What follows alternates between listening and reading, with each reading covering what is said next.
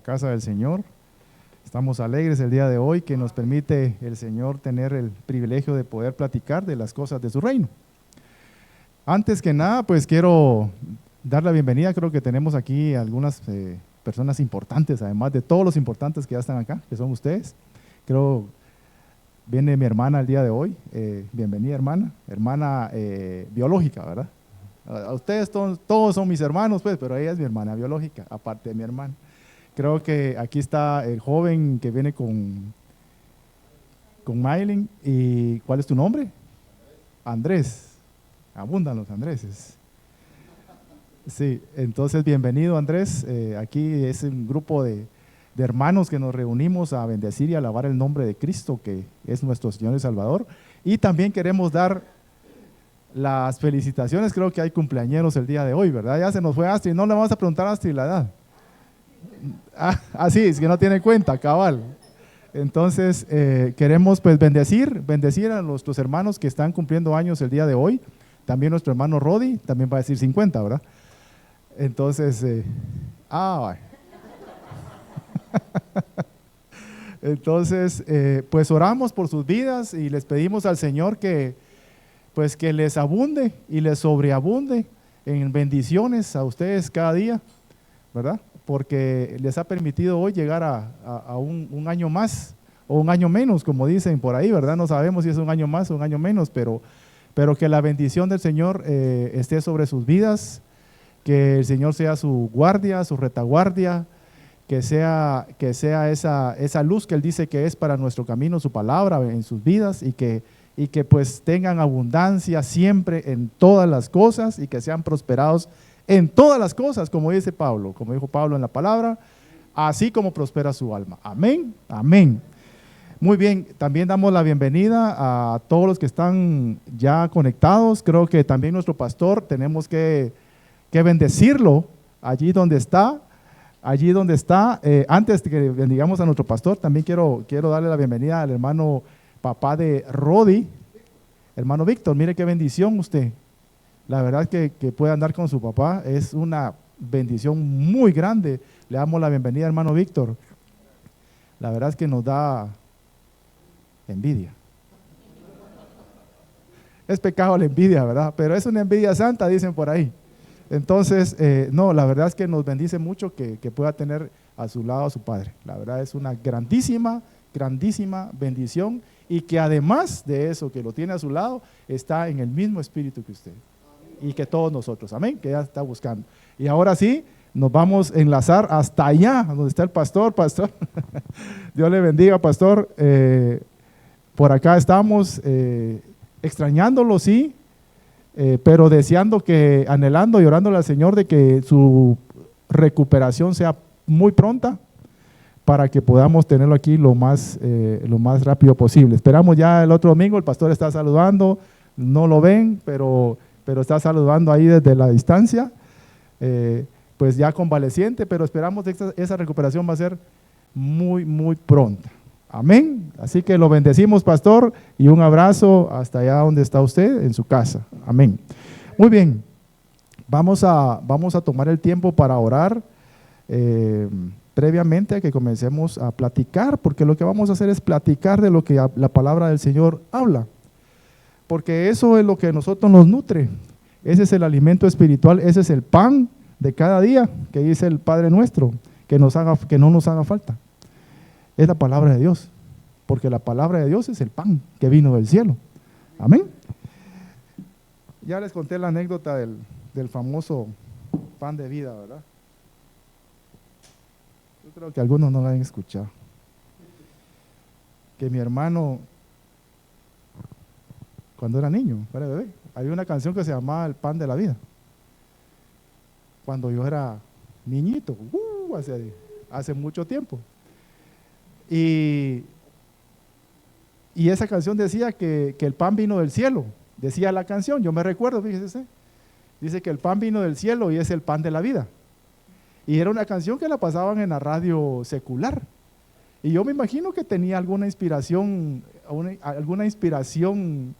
espiritual, porque decía eso, porque el pan de la vida vino del cielo. Y es una verdad, porque el pan que es Jesucristo, es la palabra, es el pan que nos nutre a nosotros, vino del cielo. Entonces, mi hermanito estaba bebé y se ponía a llorar y a pedir pan. Entonces, cuando mi mamá miraban veían que mi hermano estaba llorando, mi hermanito estaba llorando, ¿verdad? Y pan, señor, y le llegaban y le daban pan al niño. Y mi mamá le decía, no, es que no es ese pan, es el pan de la vida, es la canción que él quiere. Entonces, qué rico poder llorar por ese pan, ¿verdad usted? Eso es delicioso, poder llorar por el pan que vino del cielo, por Jesucristo, y anhelar su presencia, llorar por su presencia. Eso es magnífico, es delicioso. Entonces vamos a platicar esta mañana tarde, que estamos 11:57, estamos bien. Vamos a platicar de este tema, que es un tema muy importante, como todos los que la palabra de Dios nos habla. Y quiero que juntamente conmigo nosotros oremos al Señor. Ore usted también por mí, para que el Señor me dé gracia y me dé favor, para que pueda platicar esta mañana de lo que el Señor quiere que nos llevemos en nuestro corazón. Padre, en el nombre de Jesús oramos, Señor. Primeramente, Señor, dándote gracias por tu misericordia, Padre, dándote gracias por tu favor, dándote gracias, Señor, por tu bondad, Padre, porque tú eres bueno, Señor, en gran manera, y tu misericordia es para siempre. Padre, te pedimos en el nombre de Jesús que concedas en esta mañana, Señor, que tu palabra, Señor, sea platicada con denuedo. Padre bendito, y que en el nombre poderoso de Jesucristo, Padre, hoy, Señor, podamos ver milagros, prodigios y maravillas, Señor. Te damos desde ya, Padre, toda la gloria, Señor, y toda la honra, Padre, porque eres tú quien la mereces, Señor. Y te pedimos, Señor, que nuestro corazón, Señor, sea esa buena tierra donde tu semilla, Señor, que es tu palabra, pueda ser sembrada, Señor, y pueda dar fruto al 100%, Señor. En el nombre bendito de Jesús. Aleluya. Amén y amén. Muy bien, vamos a platicar esta mañana. La pregunta para todos nosotros es: ¿quién entrará en el reino de los cielos? Esa es la pregunta que hoy traigo para cada uno de nosotros que estamos acá. ¿Quién entrará en el reino de los cielos? ¿Hay alguna llave? ¿Hay algo especial? ¿Hay un método para eso? ¿Habrá algo? O sea, ¿quién entrará en el reino de los cielos? Fíjese que primeramente tenemos que entender de que hay un reino de los cielos. Primeramente es eso. Porque dice la Biblia de que existe un reino de los cielos, pero también existe un reino de oscuridad. ¿Por qué? Porque dice que Él nos trasladó cuando nosotros nos convertimos a Cristo, cuando nosotros recibimos a Jesucristo, nuestro Señor, en nuestro corazón. Nosotros dice que fuimos trasladados del reino de la oscuridad al reino de su luz. Eso dice la palabra de Dios. O sea que desde ahí comenzamos a entender que existe un reino de los cielos, pero que existe la oposición, que es el reino de la oscuridad. ¿Y cómo nos consta a nosotros, cómo podemos nosotros tener la certeza de que ese reino de los cielos existe? Porque la palabra lo dice, y esa es nuestra certeza, ¿ok? Pero ¿cómo tenemos nosotros esa certeza de que el reino de los cielos, o el reino de Dios también, la dice la Biblia así, existe? Pues primeramente, porque vino a este mundo a habitar entre los hombres el rey de ese reino. ¿Qué le parece? Se llama Jesucristo, el Señor Jesucristo. Porque Él dice en su palabra, cuando está delante de Poncio Pilatos, cuando lo están juzgando, Pilato le dice: ¿tú eres el rey de los judíos? Le dice Pilatos, le pregunta: ¿acaso tú eres el rey de los judíos? ¿Y qué le dice el Señor? Tú lo has dicho, o te lo ha dicho alguien más? Y el Señor le dice, mi reino no es de este mundo. Entonces, ¿qué estaba aseverando el Señor allí? Estaba aseverando de que Él venía de un reino, que Él tiene un reino donde Él es el rey, ¿ya? Y como rey, Él se hizo hombre para que viniera a habitar de entre nosotros. Entonces, esa fue la respuesta que le dio el Señor. Ahí tenemos una certeza de que el reino de Dios es veraz. Amén. Porque el mismo rey lo dijo. Entonces, ¿por qué nosotros tenemos la certeza de ese reino? Porque Jesús mismo dijo que Él era la verdad. Porque en Él no hay mentira. Y dice la Biblia que en Él no se encontró engaño. En Él no se encontró falta. Él es la verdad. Él dijo, yo soy la verdad. O sea, lo que Él hablaba era la verdad absoluta. Yo soy el camino y yo soy la vida. Amén. Entonces, cuando Jesús vino a predicar las buenas nuevas o el evangelio del reino de los cielos, fíjese usted. O sea que el rey vino, se hizo hombre, habitó entre los hombres y comenzó a enseñar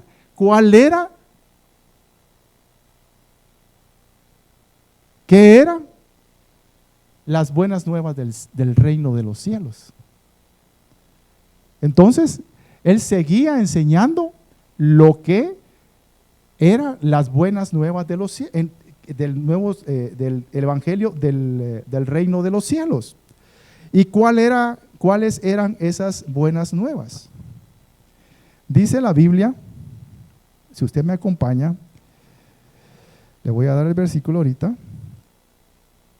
En Lucas 4, capítulo 4, versículo 18, si usted fuera tan amable de poder acompañarme.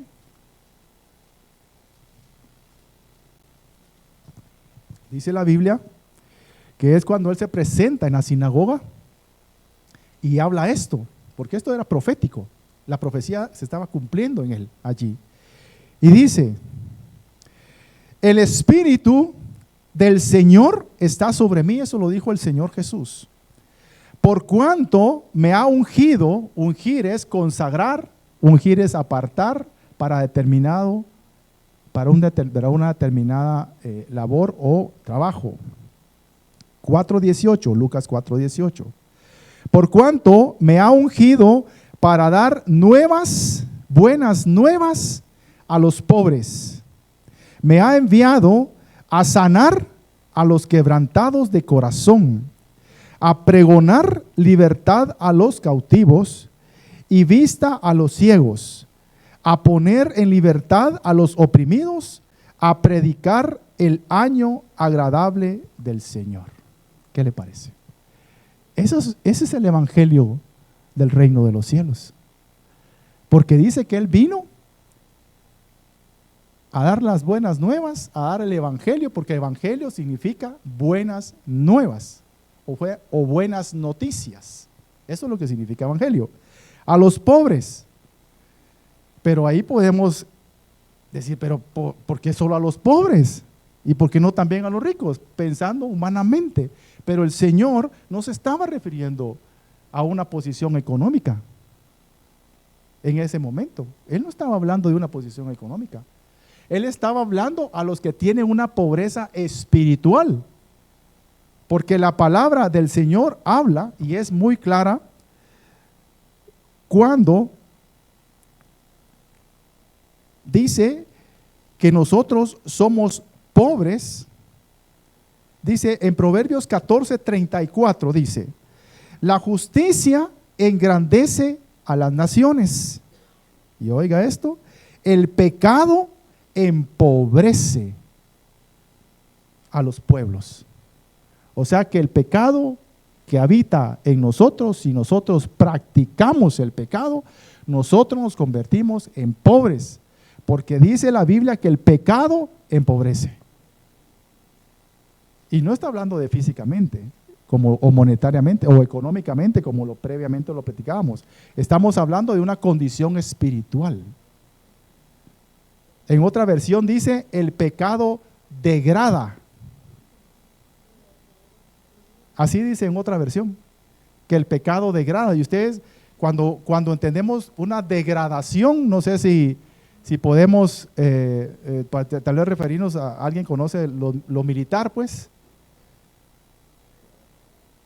Es donde tal vez podemos tomar un ejemplo de lo que es una degradación.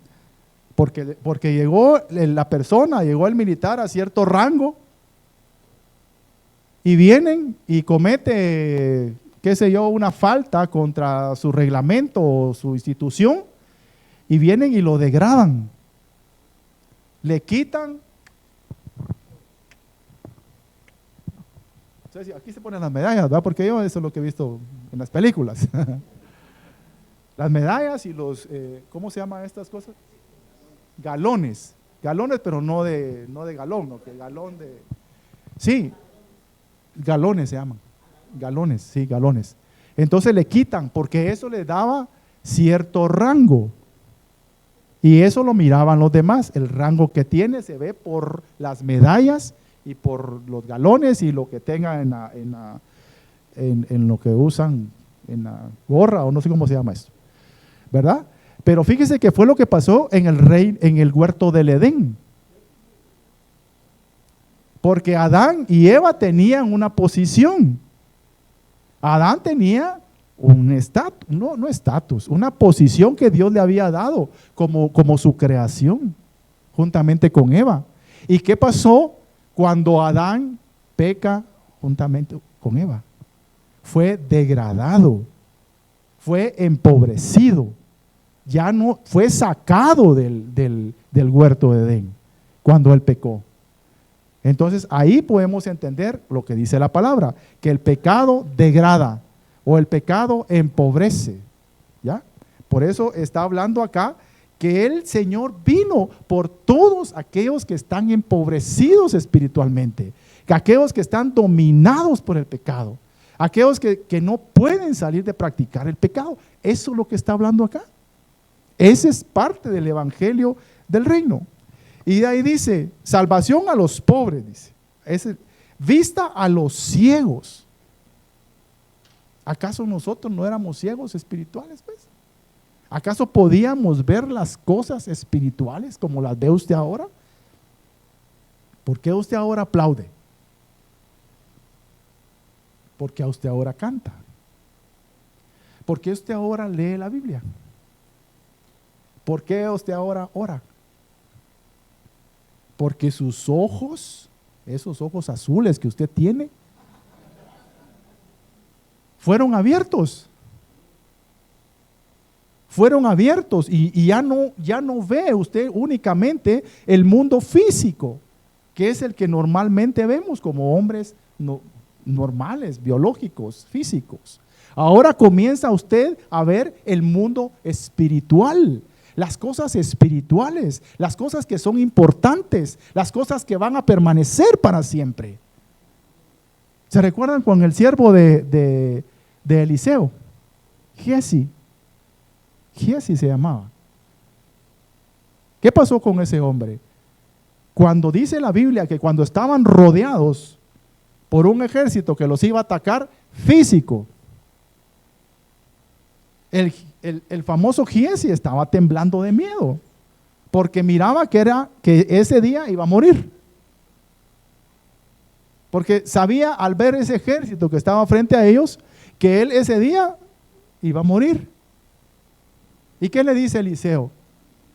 Señor, permite que este hombre pueda ver, porque ese hombre no miraba todavía.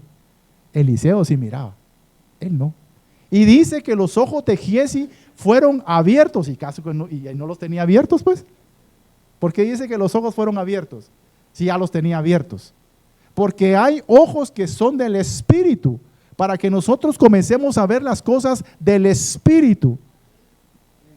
Por eso, dice que cuando fueron sus ojos abiertos, dice que vio una legión de ángeles que estaban preparados para defenderlos, hermano. Entonces nosotros cuando no hemos todavía estamos ciegos, no podemos ver la manifestación de Dios en nuestras vidas. No podemos entender ni podemos ver el reino de los cielos, que es de justicia, que es de paz, que es de gozo. Amén. Entonces, para eso vino también el Señor, y esa es parte de la predicación del reino de los cielos.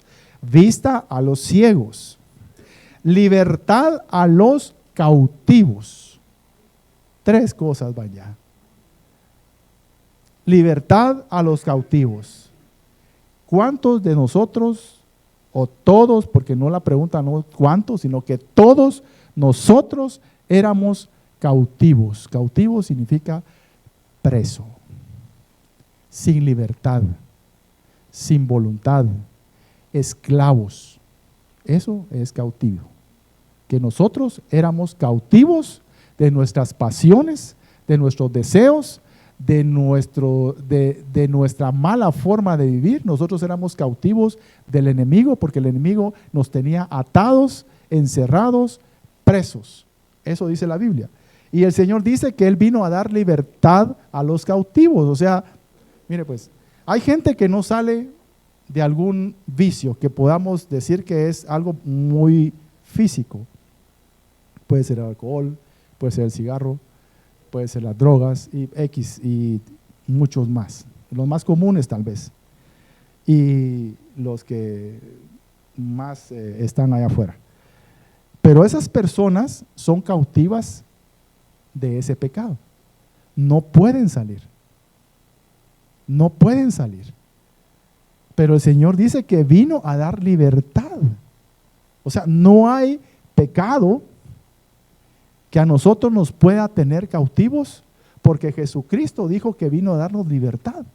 Por muy grande que sea el pecado, hermano. Porque a veces, porque como la Biblia dice que por cuanto todos hemos pecado, todos, aquí porque el hermano está predicando, sí, ya, no. Todos hemos pecado, todos estamos destituidos de la gloria de Dios. Punto. Todos. ¿Y qué es todos, hermano? Todos es todos. Pero nosotros levantamos la mano y dijimos: Señor, te necesito. Yo no puedo dejar esta manera de vivir que tengo. Yo me arrepiento de mi pecado. Yo me arrepiento de mi mala manera de vivir. Yo me arrepiento porque estoy haciendo lo malo cada día. Y viene el Señor, te perdona y te liberta. Por eso dice la Biblia: el que robaba, ya no robe más.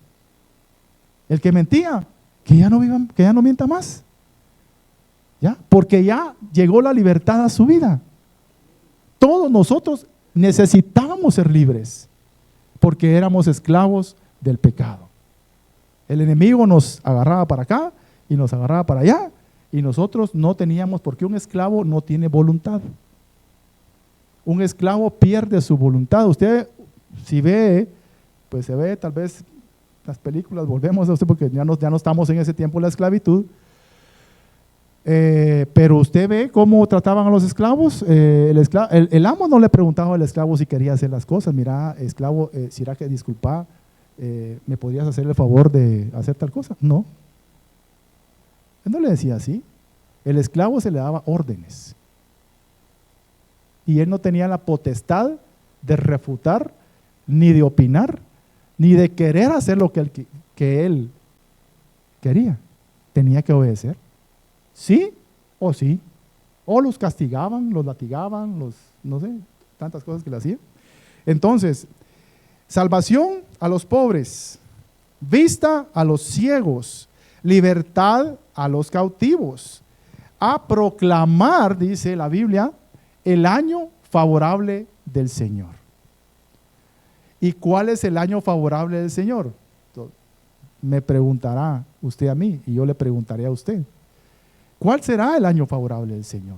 Fíjese que la Biblia habla que había un año del jubileo, que era el año número 50. Cada 50 años, fíjense cómo es de lindo esto, es que toda la palabra se enlaza. Cada 50 años había una ley puesta por el Señor. Está en Levítico capítulo 25, del 9 al 15. Y esa ley decía que cada 50 años había perdón de pecados. Cada 50 años. Todavía no había venido Cristo. Ese es el antiguo pacto. Había perdón.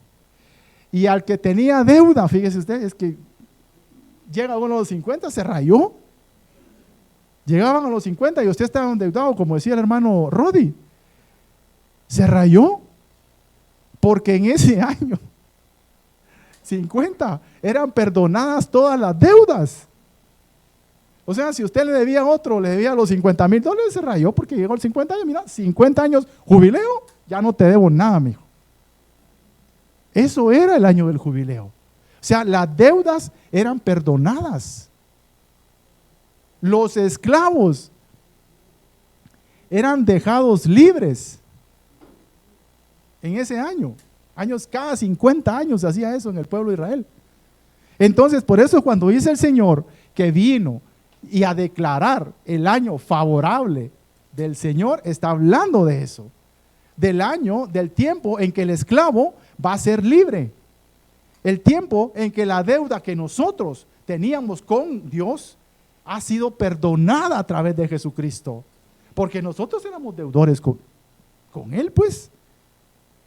Eso dice la Biblia, que nosotros éramos deudores de Dios y que Jesucristo vino a pagar esa deuda que nosotros teníamos con Él, porque sobre nosotros venía el castigo que dice la palabra que viene.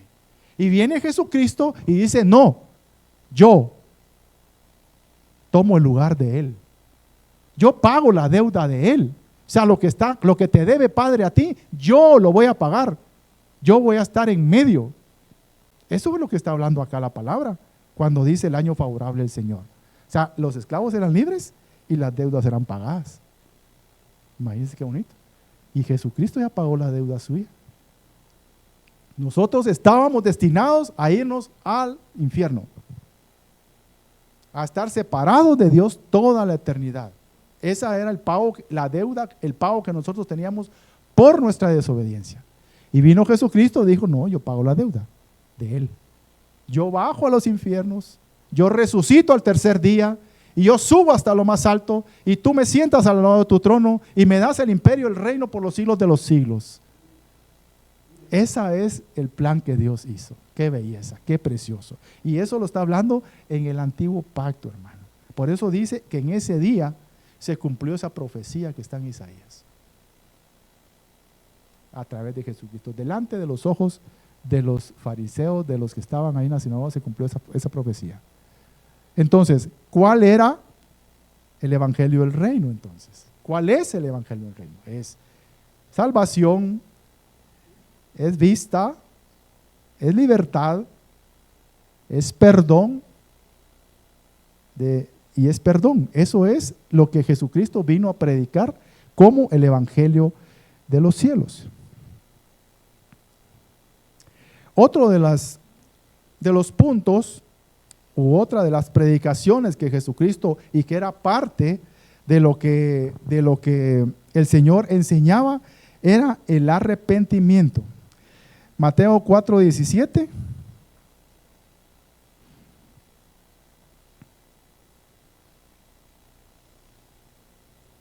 Si ustedes me leen Mateo 4:17, perdón. 4:17, por favor. Vamos a ver, Mateo 4:17. Así es. ¿Quién lo tiene? ¿Quién dijo amén? Así, hermana, por favor. Mateo 4:17. Desde entonces Jesús comenzó a predicar y a decir: arrepiéntanse, porque el reino de los cielos se ha acercado. Amén. ¿Ya lo vio? Otro de los requisitos del reino de los cielos, o otra de las cualidades del reino de los cielos es el arrepentimiento. ¿Ya? Arrepentíos porque el reino de los cielos se ha acercado. ¿Por qué se ha acercado? Porque el rey estaba ahí, el rey estaba entre nosotros. Él vino y trajo las buenas nuevas de salvación del cielo. Entonces, ¿de qué vamos a platicar hoy? Después de mi corto saludo, paso a lo siguiente. Porque todavía no era enseñanza. Dice la Biblia en Mateo 7, 21 al 23. Voy a leer yo si quieren, porque ya voy un poquito para que nos alcance el tiempo. Yo voy a leer la versión, la nueva versión voy a leer, de estudio. Y dice la Biblia, porque la pregunta con la que comenzamos este tema es, ¿quiénes entrarán en el reino de los cielos? Con esa pregunta comenzamos la enseñanza. ¿Quiénes entrarán en el reino de los cielos? Por eso era importante que supiéramos qué es el reino de los cielos. Existe el reino de los cielos. ¿Y cuáles son las cualidades del reino de los cielos? ¿Cuáles son las buenas nuevas del reino de los cielos? ¿Cuáles son las condiciones incluso? Pero dice la Biblia en Mateo 7, 21 y 23. Yo voy a leer la nueva versión de estudio, Nueva Biblia Estudio. No basta, le voy a leer la suya porque usted tiene la Reina Valera 60 primero, pero quiero leer la otra. No todo el que me dice Señor, Señor entrará en el reino de los cielos, sino el que hace la voluntad de mi Padre que está en los cielos. Muchos me dirán en aquel día, Señor, Señor, ¿no profetizamos en tu nombre? Y en tu nombre echamos fuera demonios, y en tu nombre hicimos muchos milagros. Y entonces les declararé, nunca os conocí, apartados de mí, hacedores de maldad. Quiero que veamos esta otra versión.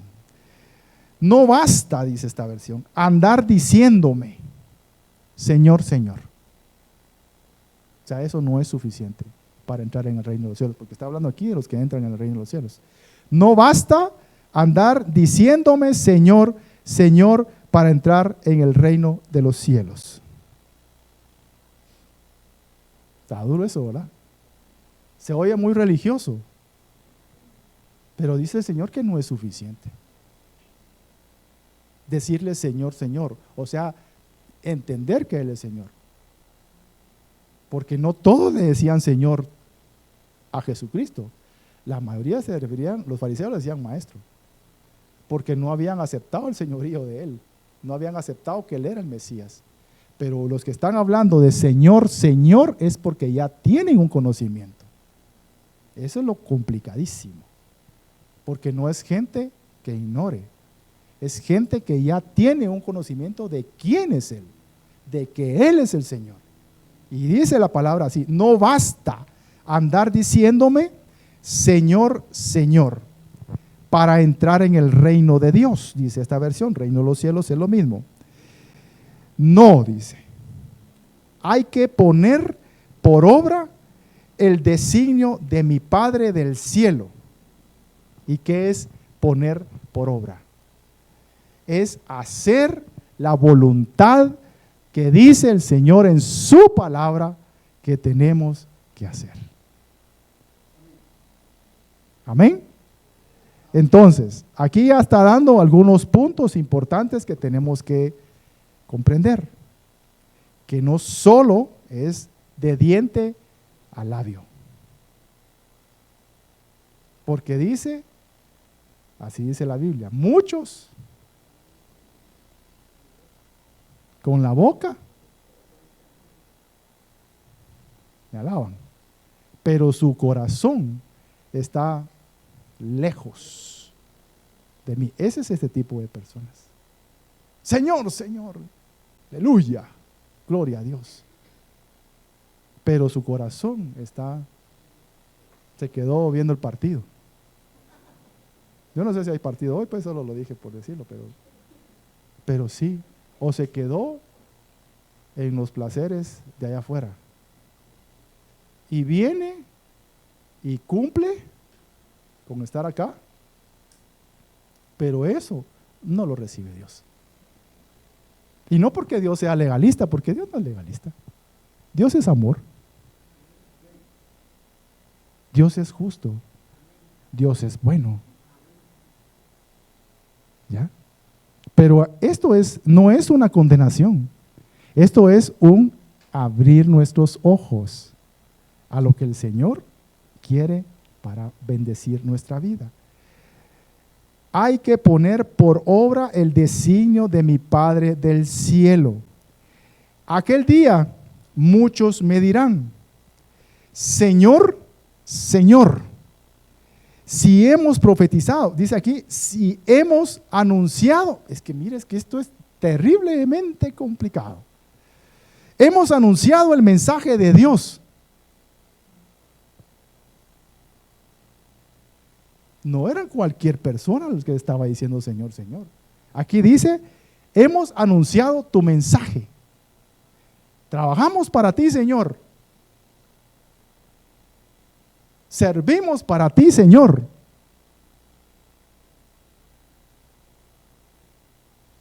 Imagínense que nadie queda exento. O sea, usted puede ver a alguien aquí parado y puede que su corazón esté, que Dios nos guarde, ¿va? Y que nos guarde a todos los que nos paramos acá. Que el temor de Jehová esté en nuestros corazones. Pero aquí dice, hemos anunciado el mensaje de Dios. Señor, Señor, pero si hemos anunciado tu mensaje, somos tus siervos, somos tus servidores, somos tus trabajadores. Trabajamos para ti. Anunciamos lo que tú nos dices que anunciemos, el reino. Sí, pero y perdona, ¿cómo te llamas? Porque dice la Biblia que hay un nombre inscrito en el nuevo, una piedrecita blanca, dice la Biblia, que cuando nosotros nos convertimos a Cristo, dice que nuestro nombre es inscrito en el libro de la vida, ¿cierto? ¿Usted cree eso? Amén. ¿Por qué? Porque cuando llegue ese momento de que nos presentemos delante del Señor, van a buscar su nombre. Pero no es su nombre, no es Julio, no es Norma, no es Rodi, no es Sandra, no. Es un nombre nuevo. En una piedrecita dice que está escrito. Un nombre nuevo, no sé cómo se va a llamar usted. Pero así dice la Biblia. ¿Ya?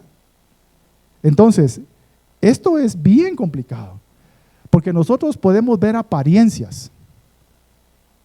Podemos ver a alguien muy religioso.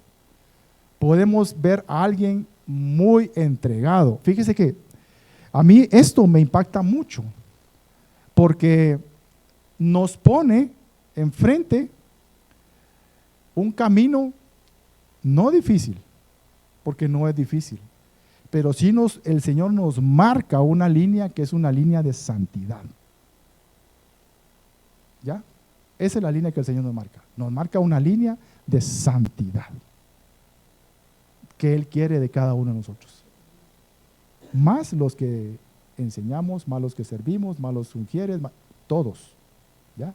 Porque cuando nosotros vamos a la palabra de Dios y vemos, vamos a ver si aquí lo tengo. No. Deme un momento, no se me va a desesperar.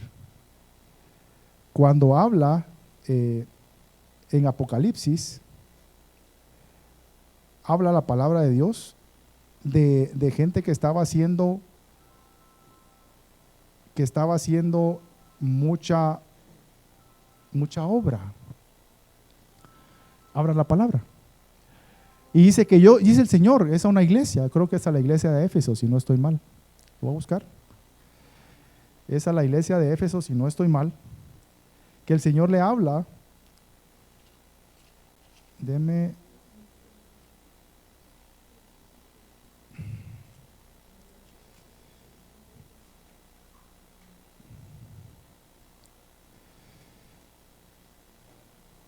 Aquí está.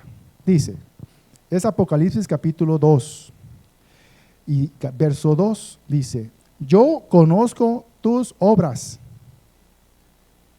y tu arduo trabajo y paciencia. Fíjese que arduo, ¿qué significa?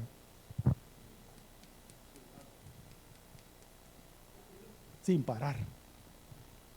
Trabaja muy duro. y paciencia, y que no puedes soportar a los malos. Y has probado a los que se dicen ser apóstoles y no lo son. O sea, que tenían discernimiento. Aparte de que eran chambeadores en la obra, tenían discernimiento, porque dice que has probado a los que dicen ser apóstoles y no lo son, y los has hallado, dice. O sea, no dice yo los he hallado, el Señor, tú los has hallado mentirosos. O sea, hay un discernimiento y hay un conocimiento en ti. Y has sufrido y has tenido paciencia y has trabajado arduamente por amor de mi nombre y no has desmayado. Usted dijera, yo quiero ser ese. Hasta ahorita dijera uno, yo quiero ser así. Trabajador, con discernimiento, con fuerzas, con paciencia, y que el sufrimiento no me ha botado, he sufrido, pero he permanecido. Hasta ahí va todo bien. Pero tengo contra ti, ¿qué cosa? Que has dejado tu primer amor. O sea que todo eso que estaba haciendo esta iglesia no valía delante de Dios, porque había dejado por aparte, por un lado, el primer amor con Él. Y la Biblia dice que el que me ama obedece mis palabras. O sea que tenemos que trabajar, sí, en la obra de Dios. Tenemos que servir, sí, y solo sí. Tenemos que servir por gratitud, por amor de lo que Él ha hecho en cada uno de nosotros. Sí y solo sí tenemos que servir con temor y con reverencia, porque Él es un Dios santo. Amén. Y como la vez pasada lo dije, lo vuelvo a decir, el servicio no nos justifica delante de Dios. Estos hombres trabajaban arduamente, eran pacientes, eran sufridos, eran esforzados, eran conocedores, y eso quedó por un lado porque descuidaron el primer amor con el Señor, que es lo que el Señor nos manda. Cuando nosotros entramos en ese primer amor, en amar al Señor por sobre todas las cosas, lo demás viene como un fruto de mi relación con Él. No es al revés. No sirvo yo para justificarme delante de Él, para que Él me tome en cuenta. Yo no sirvo para eso. O sea, usted tampoco. Servimos como un fruto, como una consecuencia de mi relación con Él, de mi amor hacia Él, de mi gratitud hacia Él. Pero si nosotros no lo hacemos con ese tipo de actitud, de conocimiento, de amor, el servicio no cuenta. Se queda como la ofrenda. Como la ofrenda. Acabamos de hablar de la ofrenda. Y dice que demos, sí, pero demos con alegría. O sea, no es lo que das, sino que es la actitud con que das. Si es un fruto de ese gozo, de esa alegría, Padre, aunque des poquito o des muchito, eso no es lo importante. Lo importante es la actitud con que uno viene y decir, Señor, Padre, gracias, Señor, qué alegre que voy a poder contribuir para la edificación, porque dice que servimos también con nuestros bienes. Ya lo estudiamos, ya lo vimos una vez. Por eso se habla de la viuda todo el tiempo, de las blancas que echó, y todo lo sabemos. Pero lo que cuenta es el corazón con que nosotros hagamos el servicio a Dios, porque ofrendar es un servicio, ¿ya?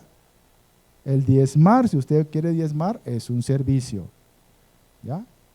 Entonces es parte de lo que el Señor nos manda a hacer. Entonces, vamos un poquito más rápido, perdón. Es parte de lo que platicábamos de que hablamos de Apocalipsis ahorita, de que no es solo trabajar para el Señor, nos hace a nosotros estar ya a cuentas con Él. No. Lo dice aquí. Y dice, hemos anunciado el mensaje de Dios en tu nombre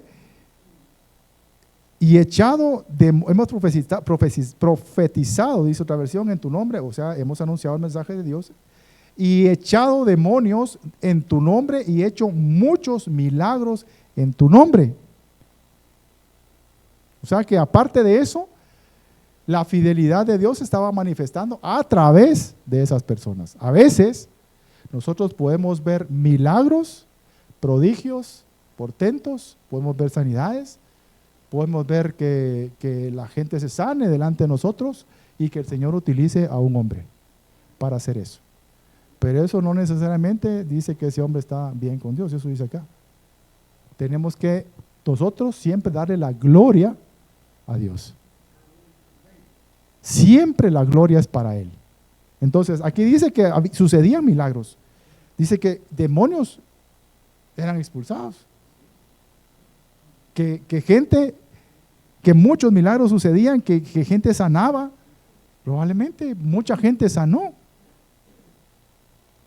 Mucha gente recuperó la vista. Mucha gente tal vez, muchos paralíticos más, caminaron. O muertos resucitaron. Dice aquí que vieron muchos milagros, porque lo hacían en el nombre del Señor. Pero dice aquí, y entonces yo les declararé, nunca, a pesar de todo eso, nunca los he conocido. Lejos de mí, por eso me gustó esta versión, los que practican la maldad. O sea que estaban viviendo dos vidas, dos chulos. ¿Sí o no? Así dice acá. O sea, yo trabajo para el Señor, Señor, yo trabajo para ti, anuncio el Evangelio. Señor, en tu nombre he echado fuera demonios, Señor, hemos hecho milagros, pero tengo una doble vida. Porque aquí dice, los que practican la maldad, o sea que estaban practicando lo malo. Estaban trabajando para el Señor, pero estaban haciendo lo malo. Cuando salían de la iglesia, se iban a lugares que no son los correctos. Se juntaban con sus amigotes, ya miraban cosas en la televisión o en el cine que son pecado, que son abominación. Hablaban de una manera incorrecta, ya se perdían entre todos los que son los impíos. No se diferenciaban ellos entre los impíos, porque hacían las mismas cosas, practicaban la maldad. Y dice que esos no van a entrar en el reino de los cielos, o sea, son los que el Señor no conoce. Entonces estamos sumamente equivocados cuando pensamos que como somos servidores, que como nosotros trabajamos para el Señor, que como el Señor se manifiesta. Es que mire, hermano, yo no sé si usted se ha puesto a pensar en eso, pero imagínense que oremos ahorita y que cae fuego del cielo, o que viene y trae un muerto y resucita, porque el Señor tiene el poder para eso, para levantar los muertos. Y de ahí me voy. Ay, qué milagroso, ¿va? Me voy y sigo en mi vida pagana, practicando el pecado, pero como ya sucedió un milagro acá, ya, Señor, pues si oré y el muerto se levantó, ay, sí. Yo estoy re bien con Dios, porque Él me respalda. Él lo va a hacer por amor de su nombre. Y Él no va a hacer porque Él es fiel, no lo hace por nosotros. Amén. Entonces, imagínense qué engaño puede venir de parte del enemigo para que nosotros tenemos cautivos y nosotros ni siquiera nos hemos dado cuenta. ¿Por qué? Porque están sucediendo milagros cuando yo oro. No porque necesariamente esté mal, porque hay muchísimo siervo, que es un siervo consagrado, que es un siervo santo, que es un siervo que vive una vida de santidad, que tiene testimonio. Hay muchísimos siervos y suceden milagros correctos a través de siervos correctos. pero hay un engaño también. Eso no nos puede a nosotros bajar la guardia y pensar que hay un engaño, aunque yo esté en pecado, pero las cosas suceden, entonces no estoy tan mal. La Biblia dice que sí estoy mal. La Biblia dice que podemos llegar a ese punto y que el Señor nos diga: yo a ustedes no los conozco. ¿Por qué? Porque ustedes practicaban la maldad, porque ustedes no hacían lo bueno, porque ustedes tenían dos vidas, porque ustedes iban a la iglesia, pero también se iban al antro. Está duro, ¿verdad? Mejor no era ni al hermano. Pero es que mi hermano, la Biblia no es para acusar a nadie. De veras, la palabra de Dios no vino para acusarnos a nosotros. La palabra de Dios vino para abrirnos los ojos. Por eso dice que vino a dar vista a los ciegos, para que nosotros veamos y miremos: Dios mío, yo estoy caminando mal. Dios mío, yo estoy practicando lo malo. Para eso es la palabra de Dios, porque Él es la solución. Jesucristo no vino a poner el dedo a nadie. Jesucristo vino a salvar lo que se había perdido, dice la Biblia. Él vino a entregar la vida por cada uno de nosotros para decir: no, hombre, crean en mí y tendrán vida eterna. Crean en mí, que soy la vida, que soy el camino, que soy la verdad. Crean en mí, que yo ya di mi vida por cada uno de ustedes. Yo entregué mi vida y la di gozoso. Me costó, sí, porque dice la Biblia que Él sufrió orando en el Monte de los Olivos. Él dijo: Señor Padre, si puedes pasar esta copa, si puedo dejar de hacer esto, dijo Él prácticamente, pero que no se haga lo que yo quiero, se haga tu voluntad. Si eso es lo que tú quieres, Padre, yo voy. No fue fácil.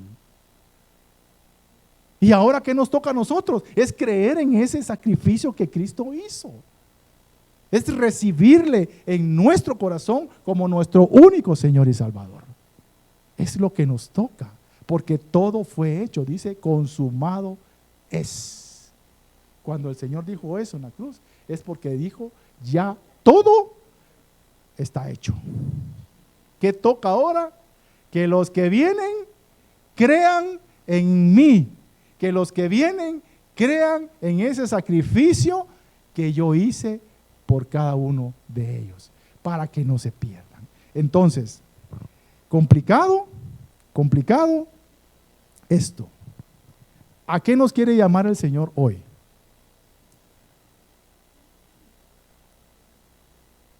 Porque dice que la Biblia, lo leímos: arrepentíos, porque el reino de Dios se ha acercado.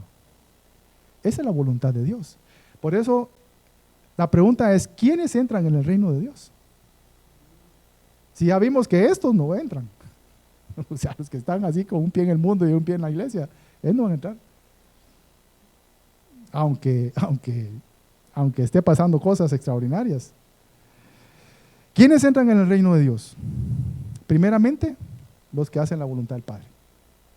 ¿Y cuál es la voluntad del Padre? La voluntad del Padre está aquí. Vimos que uno de los primeros requisitos es arrepentidos. Era lo que predicaba. Arrepentidos. ¿Arrepentidos de qué? De nuestros pecados, porque nosotros nacimos con pecado. Nosotros nacimos con el pecado original, se dice, o el pecado Adán, el pecado adánico. Y alguien me dijo: ¿pero yo qué culpa tengo? Sí, así me dijo alguien: ¿pero yo qué culpa tengo de que Adán haya pecado? Es que ese es un argumento. Yo no tengo la culpa de que Adán haya pecado, porque yo tengo que pagar eso. Pero mire cómo es Dios de lindo usted, cómo es Dios de justo. Porque en Adán nosotros recibimos la muerte. Entonces vino un justo que no tenía la culpa de nada y tomó nuestro lugar, y en él tenemos la vida. Entonces el que dice: pero yo que Adán, ¿qué onda? Pues si yo no estaba, yo no sabía, y Adán es su problema, yo no tengo nada que ver en eso. Entonces vino un justo que no tenía culpa y dijo: no, yo solo creé en mí.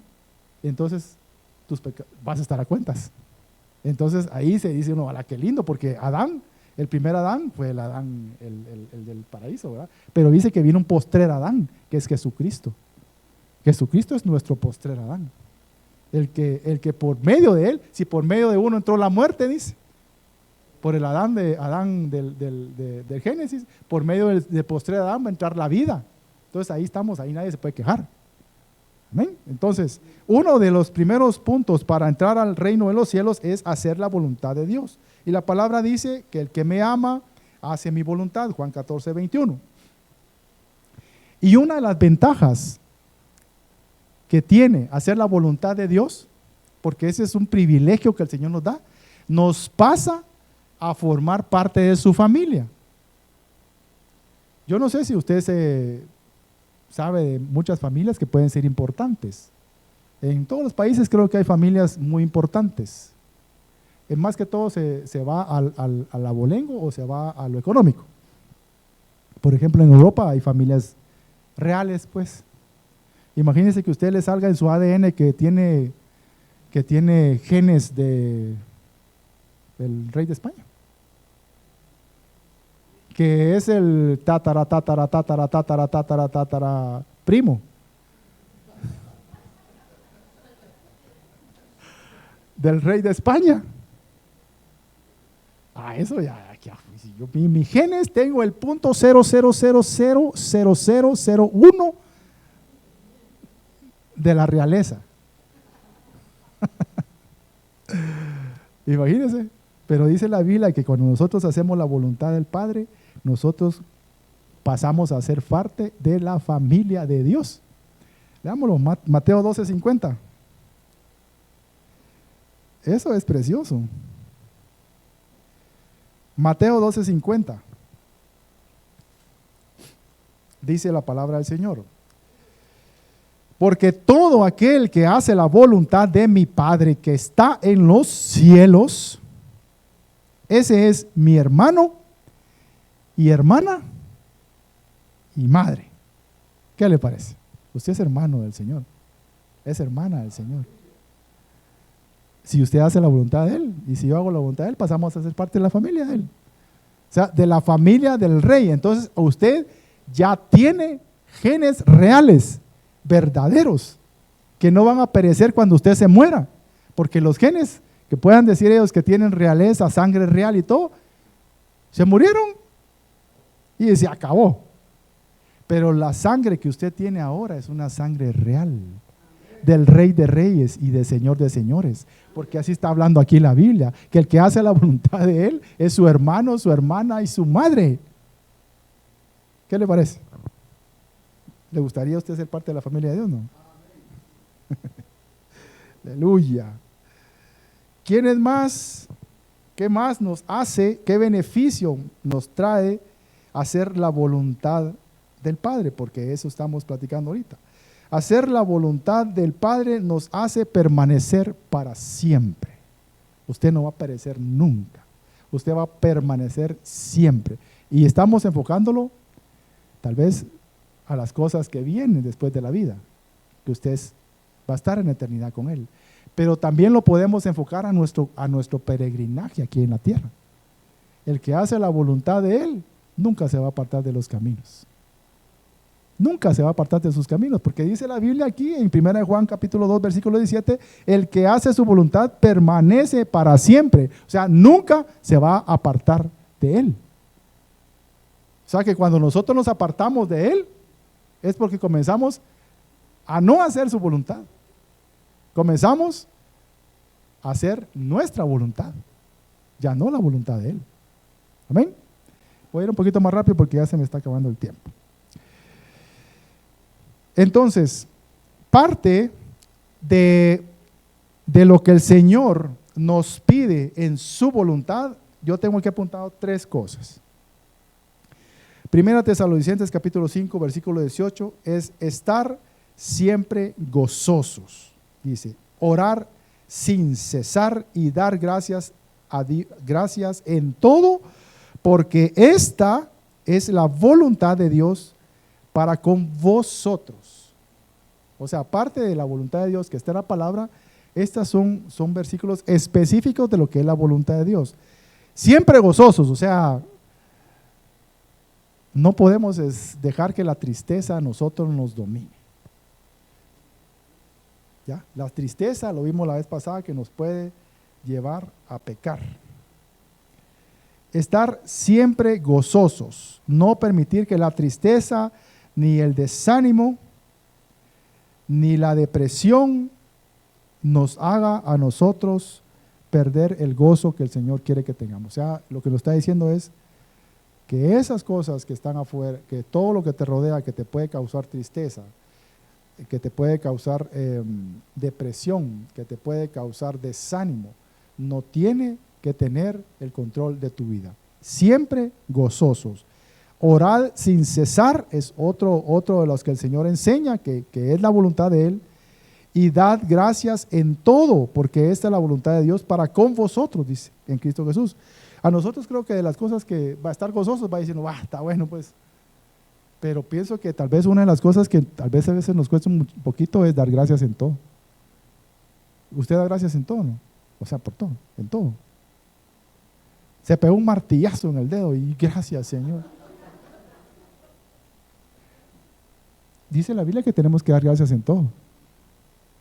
Porque hay momentos en que nosotros vamos a pasar el Niágara en bicicleta. Mire, es que el caminar cristiano no es miel sobre hojuelas. O sea, tenemos tiempos de desiertos, tenemos valles. Ya, todos los cristianos, todos los hermanos, tenemos valles. Pero en ese tiempo, cuando nosotros estemos en el valle o en el desierto, ¿qué dice? Gracias, Padre, porque sé, Señor, que tú eres todopoderoso. Porque sé, Señor, que tú tienes el poder para sacarme de aquí. Sé, Señor, bendito, que tú eres, Señor, un Dios de misericordia. Que tu mano va a estar siempre aferrada, tomada de la mía. Sé, Señor, que tú vas a estar todos los días conmigo hasta el fin del mundo, porque eso es lo que dice la Biblia. Aunque esté yo pasando el valle de la muerte, tu callado, dice, me infundirá aliento. Todos leemos ese salmo, ahí es famoso el salmo, todos lo sabemos de memoria.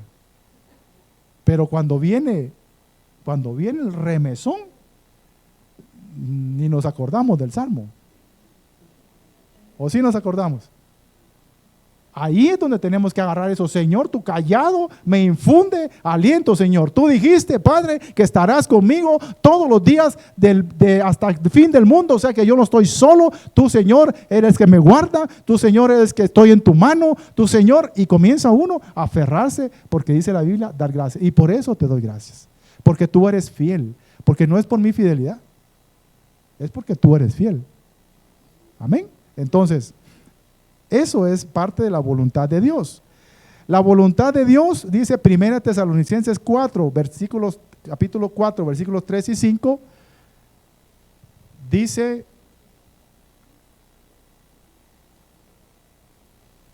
que os apartéis de fornicación. Dice, porque la voluntad de Dios es vuestra santificación.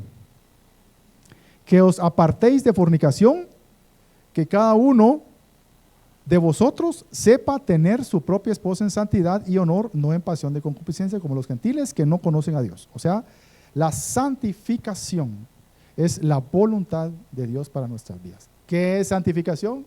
Es ser uno, ¿cómo es que le dicen a un personaje? Que usted sabe quién es, pero yo no lo voy a decir.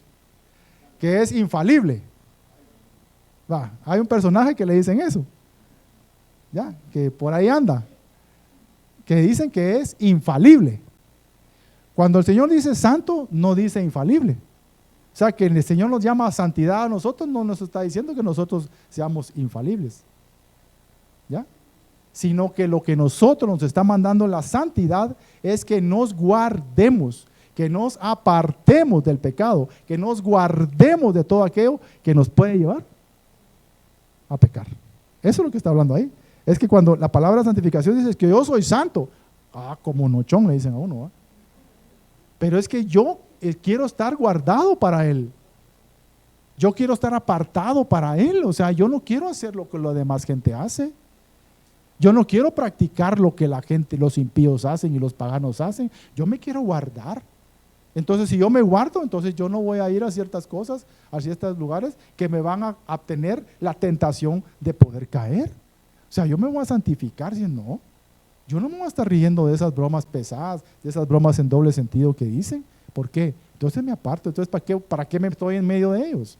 O sea, me aparto, me santifico, me aparto de aquellos que practican lo malo. Porque hay un momento en que el Señor lo va a llevar en que les predique, pero como el ejemplo que usted les dé, esa gente va a entender de que usted está apartado, usted está siendo santificado para Él. ¿Ya? Entonces, y el otro versículo que habla de quienes entrarán en el reino de los cielos y es a los nacidos de nuevo. ¿Qué son los nacidos de nuevo? ¿Quiénes son los nacidos de nuevo? ¿Qué habla la palabra de los nacidos de nuevo? Nicodemo era un fariseo que habla con el Señor, Juan capítulo 3, versículo 3, que habla con el Señor y dice que llega de noche. A hablar con el Señor y a decirle, Señor, ¿qué puedo hacer para entrar al cielo?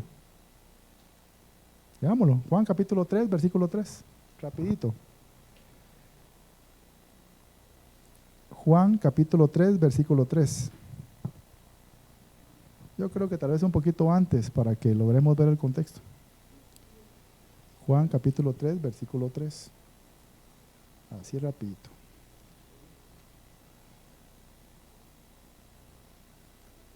Aquí está.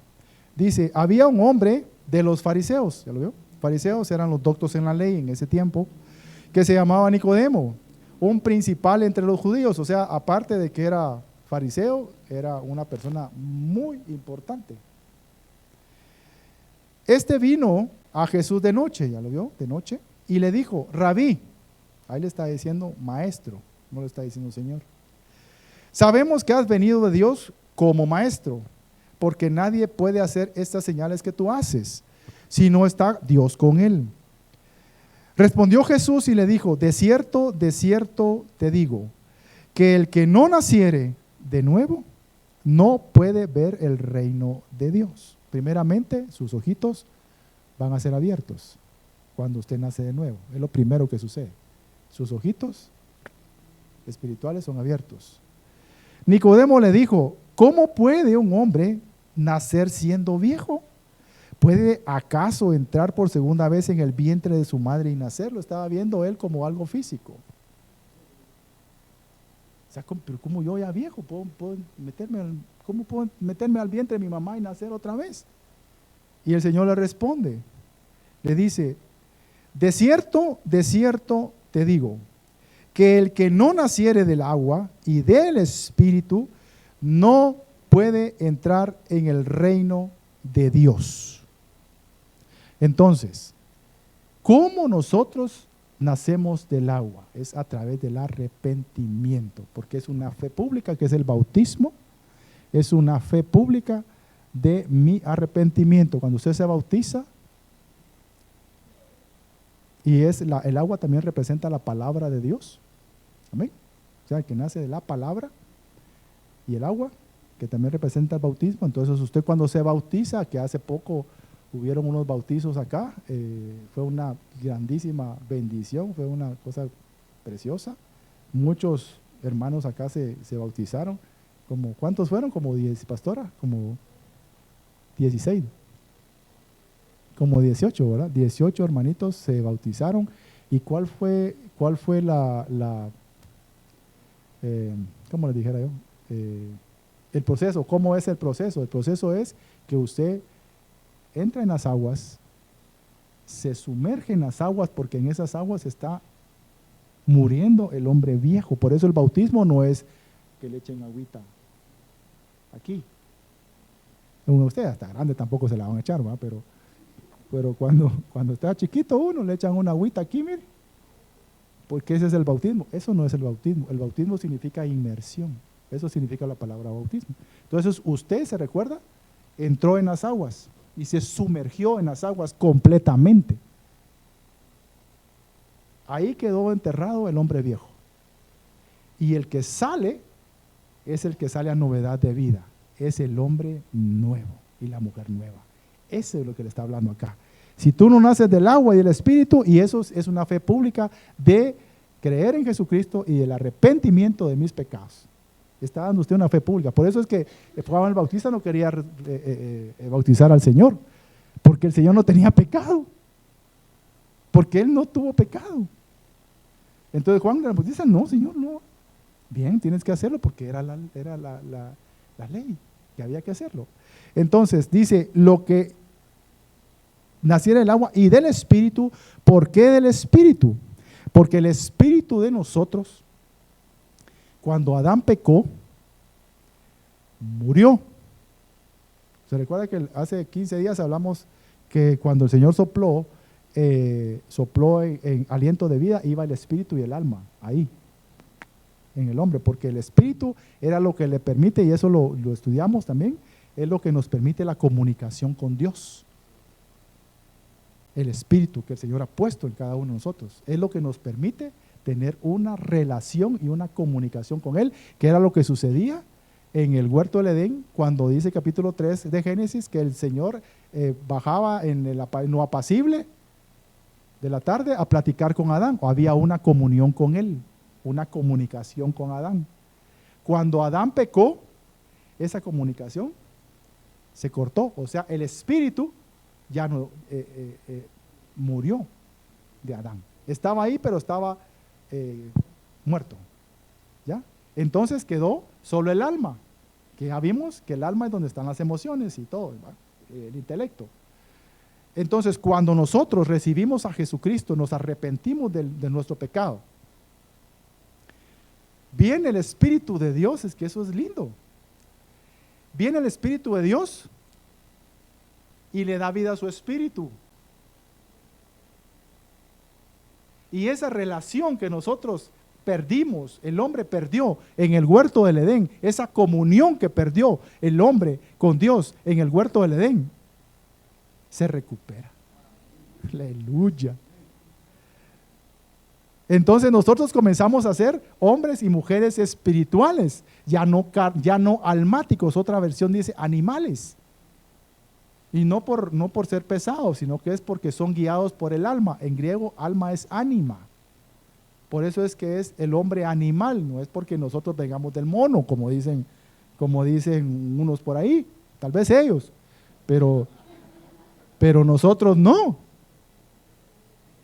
Sí, porque dicen que venimos del mono. Entonces, el hombre animal es el hombre que es gobernado por el alma, por las emociones, por el intelecto. Pero el hombre ahora, el nacido de nuevo, ese es que es gobernado por el Espíritu. ¿Ya? Entonces ya comienza uno, aleluya, aleluya, aleluya, Padre, te alabo, Señor, bendito eres, grande y poderoso, Señor, te adoro, Padre. Y la gente se queda viendo, está loco. Porque para el hombre carnal dice que las cosas del Espíritu son locura. Dice, este está loco.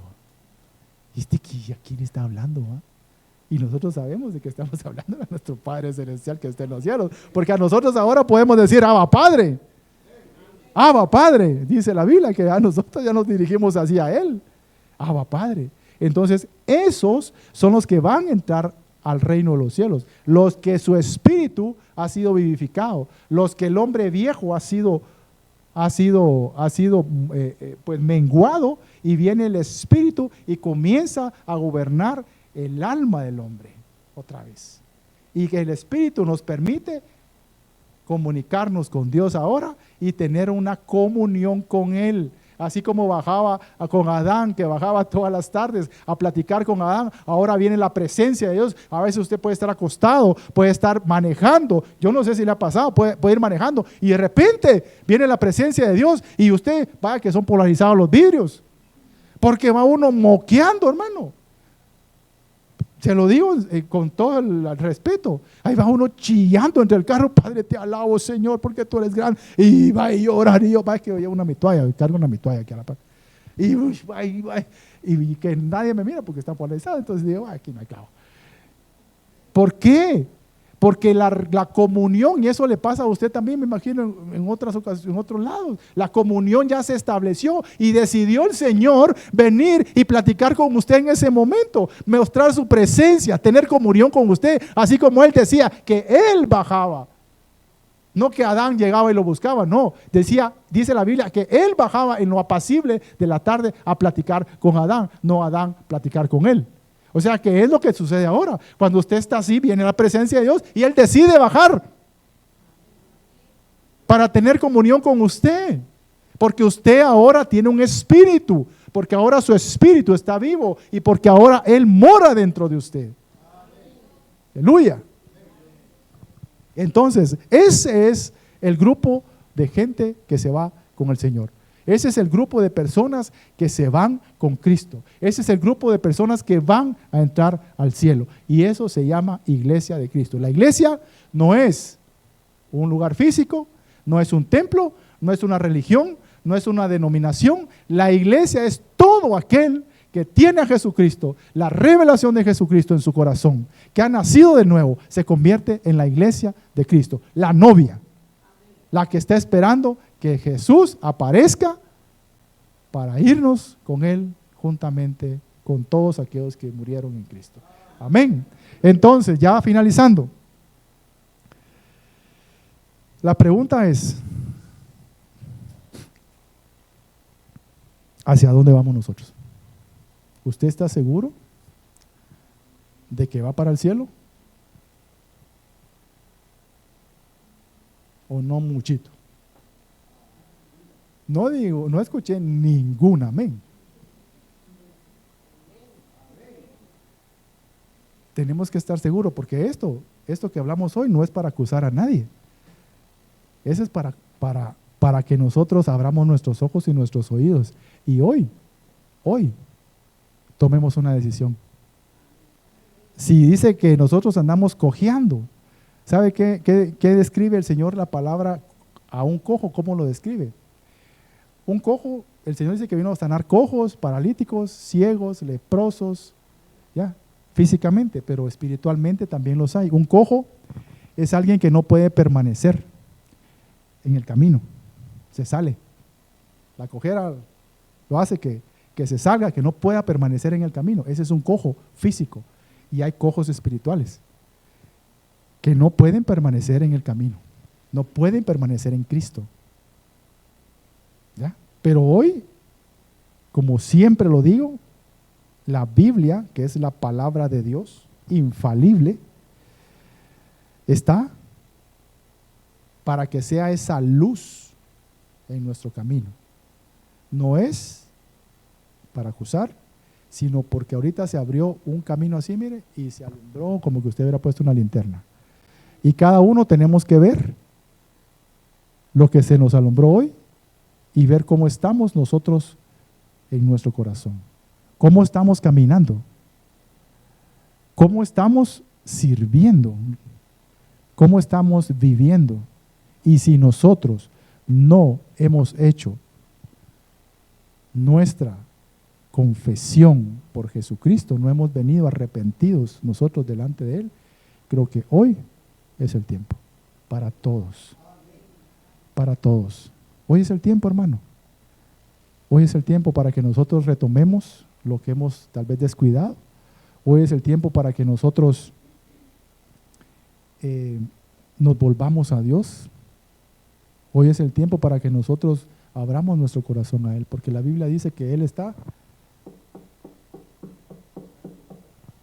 tocando a tu corazón. Y dice que todo aquel que abra, Él va a entrar y va a cenar con Él. Y uno con Él dice, yo cenaré con vosotros y ustedes conmigo. Pero ese tocar se va a acabar algún día. No sabemos a cuánto se nos va a acabar, ¿no? El tiempo. El tiempo de decidirse por Cristo es hoy.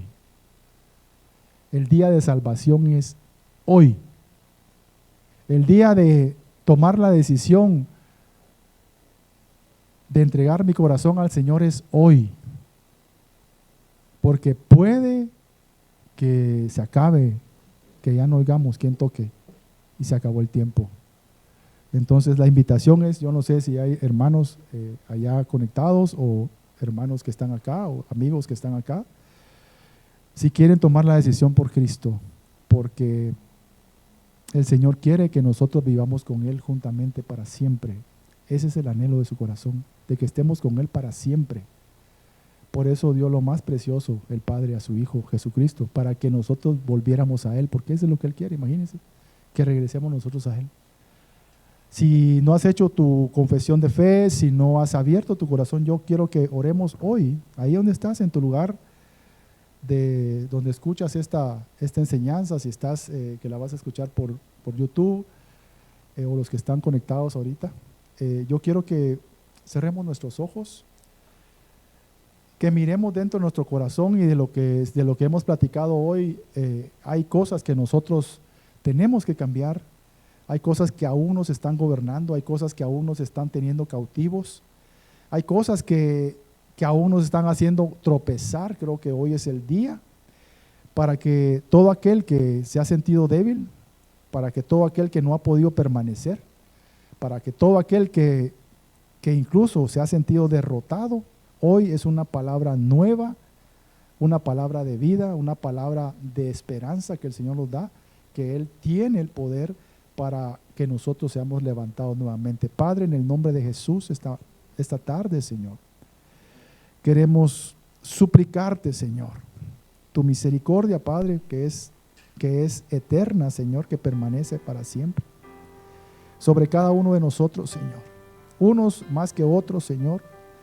Padre, unos que hemos hecho lo malo, Señor, que no hemos permanecido, Señor, en tu camino. Padre, esta mañana queremos pedirte perdón, Señor. Perdón por nuestros pecados, Señor. Perdónanos, Señor, por nuestras faltas, porque aún teniendo conocimiento, Señor, de lo que tú eres, Señor, aún teniendo el conocimiento, Padre, de que tú, Señor, eres un Dios santo, Señor, hemos decidido, Señor, voluntariamente pecar contra ti. Perdónanos, Señor. Perdónanos, Señor, por nuestra maldad. Perdona, Señor, porque aún la iniquidad que hay en nosotros nos ha dominado, Padre. Perdónanos, Señor, porque nosotros, Señor, aunque querramos, Señor, terminamos haciendo lo malo. Esta mañana, Señor, esta tarde, también, Señor, oramos, Señor, por todos aquellos, Padre, que aún no te conocen.